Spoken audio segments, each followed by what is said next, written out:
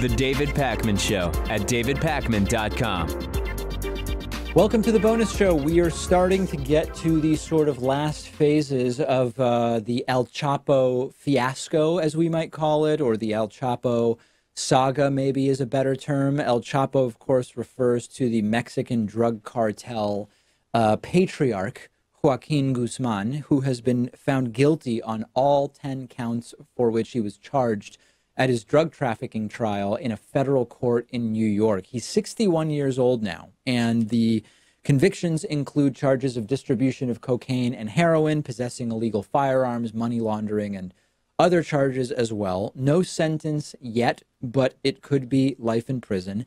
This has been such a long saga that I don't even know where to start, but to make it very short, he has been previously captured and escaped, including via the use of extraordinarily elaborate tunnels with motorcycles waiting for him to use in the tunnels connected to the jails where he was being held. He was most recently arrested in 2016 and then extradited to the U.S. in 2017. And this is, I'm relatively comfortable, Pat, thinking that this is going to be the end for El Chapo. I don't think that there are going to be escapes from American law enforcement at this point, but it has been an extraordinarily wild ride. Yeah, probably not going to be able to break out of a maximum security prison in the United States, especially given the fact that they know he's done it twice before. The first time it was just through bribing the prison guards. Apparently like 78 people were implicated in his first escape, and he snuck into like a laundry bin and was literally just wheeled out of the prison. The second one was more interesting because of that tunnel and getting a motorcycle through that tunnel, and they were able to find out exactly where he was in the prison. So that stuff's all kind of cool, actually. It kind of plays into the folklore around him, which he really shouldn't have, because he was a terrible person in the sense that he was abusing minors. He called young girls his vitamins for how he keeps healthy. We kind of understand that what he's implying there. Connected to many, many murders, and of course smuggling dangerous drugs into the United States. That's not something he should be praised for, but for whatever reason, he gets that praise for other things. Yeah, and I think, as I said during the regular show when talking about Sarah Huckabee Sanders' tweet about this, we can't really have a conversation about one of these massive drug cartels without also talking about the war on drugs in the United States, which has failed and is a sort of way that a lot of the problems are perpetuated. That doesn't mean that this is a guy who is blameless for the murders and the violence and all of that other stuff. But interestingly, so the cartel he's associated with is the Sinaloa cartel. And there are, you were just in Mexico, Pat, and I was recently researching because I have some opportunities coming up in Mexico, different regions of Mexico, and some are relatively safe if you take the sort of normal precautions that you would in places that are not as safe as Pleasantville, USA. Others have sort of slightly elevated degrees of risk, according to the State Department. The Cancun area is one of those, but there are actual no-go zones. And I'm not using that term as police no-go zones, but there are areas of Mexico, including the Sinaloa region, where this cartel operates, that the State Department says this is, I think it's like there's 4 levels, and it says this is a level 4, I believe. Don't go. If you get into a problem, the U.S. Embassy in Mexico is not going to be able to help you. Simply do not go. And that's equivalent to some of the worst places in the Middle East in terms of the warnings that the State Department gives. The degree to which these cartels have taken over regions of Mexico is really stunning. Yeah, even Mexico City, apparently. I don't know if it's because of cartel influence or what, but it's apparently one of the most dangerous cities of its size in the world. That's not something that I saw going there. I mean, I was mainly in tourist areas, of course, but you definitely have to be careful if you're going to make a trip over there. Yeah, no question about it. Let's talk about insects. I don't remember when it was. It could have been a month ago. It could have been a year ago. Time is sort of a weird thing. But I was asked if I could eliminate an animal species with no consequences on the ecosystem, what would it be? I think, Pat, that I said mosquitoes, didn't I? Yeah. I hate mosquitoes. I think I have to agree with you there. Yeah. So, of course, the big caveat in that question was without any ecosystem impact. And unfortunately, mosquitoes and other insects do matter. And there's a new report that says 40% of insect species are declining. A third of insect species are endangered, according to a recent analysis, and that the rate of extinction of insects is 8 times faster than that of mammals, birds, and reptiles, and that the total mass of insects, meaning the mass of all insects on the planet added together, is falling by 2.5% a year, which is just gigantic. I mean, that's a crazy amount of mass to be losing. And this connects to a lot of different problems. Insects, although they are in many ways annoying, we're annoyed to find spiders in our house, we're annoyed to be bit by mosquitoes.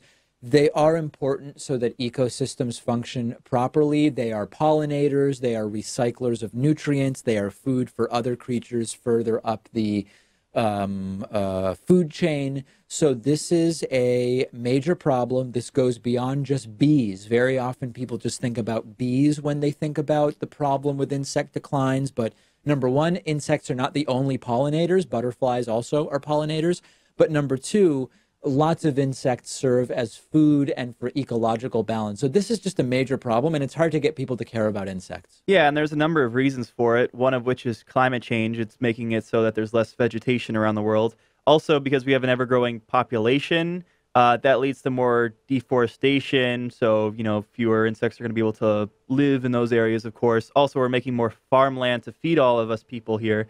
And, the farms are being sprayed with pesticides. They don't want insects to take over the crops, of course. So that means that there's going to be fewer insects on the planet. And it has this cascading effect that's going to affect everything up of the food chain, as you mentioned. So, yeah, this is really bad. And I don't know how we get people to care about it, honestly.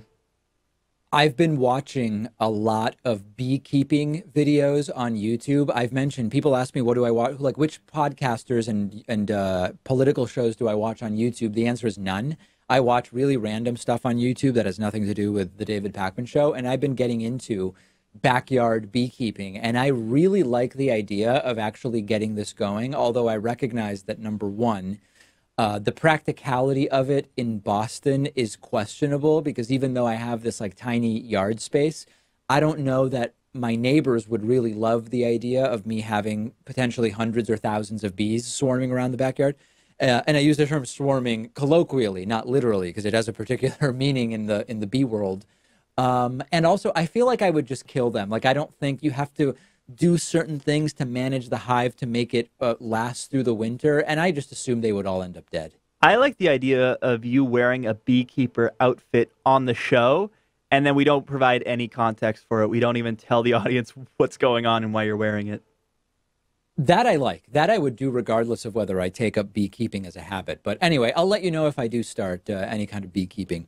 We've talked about countries that are trying to move away from cash. And I actually mentioned over the summer, early fall, late August up to mid-September, during my trip to Europe, I spent some time in Denmark, and I did not at any point touch Danish currency. I almost exclusively used my credit card. The one exception was when I rented a bike, and which was great, by the way. Biking in Copenhagen is lovely. And I paid with US dollars in cash. It was cash only, but the guy who ran the little place said, you don't need to go out and exchange money. We will just accept American currency. So it was a very cash-free experience. I've never been to Sweden, but Sweden has been very proactive in trying to get away from cash, and they have been successful in getting away from cash. In 2018, only 13% of Swedes reported using cash for a recent purchase, according to a national survey.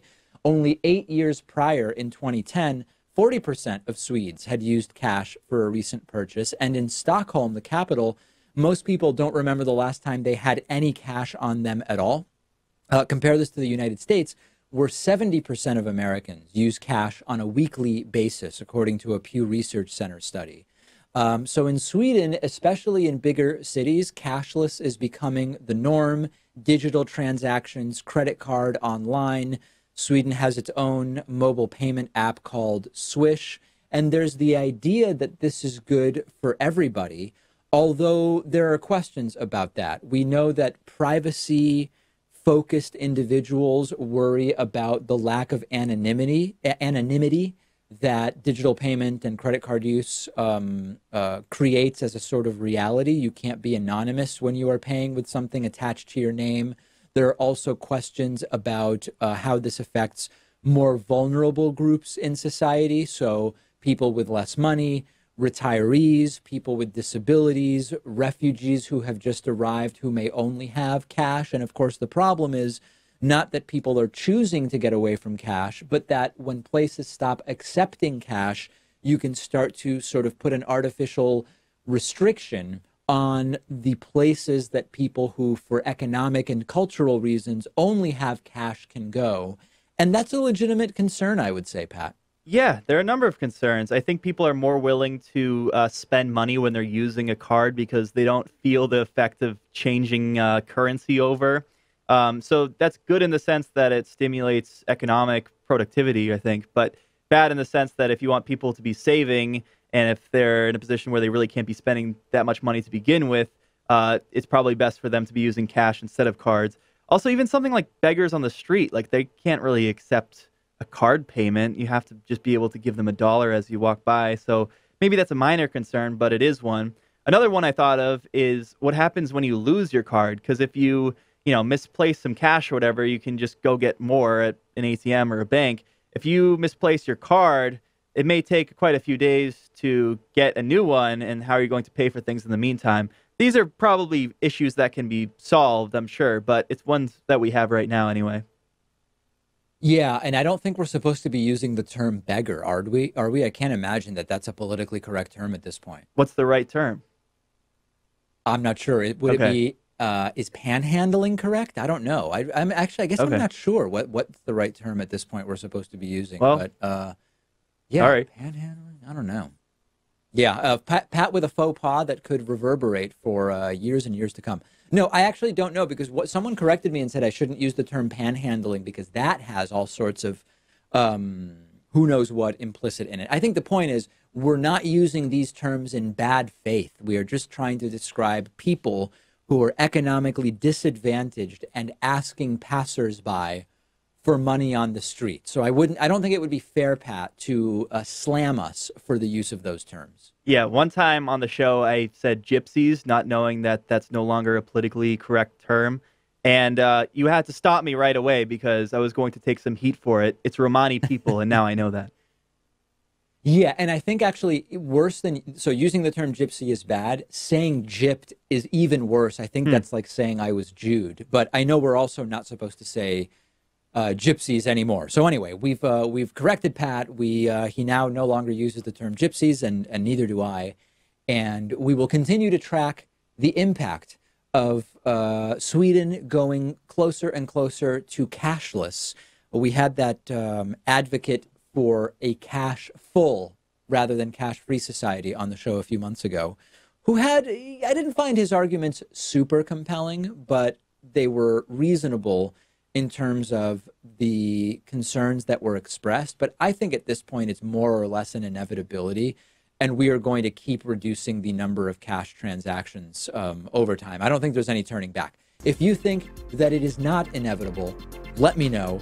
If I get some good feedback, I will do a follow-up, and otherwise I will speak to everybody tomorrow.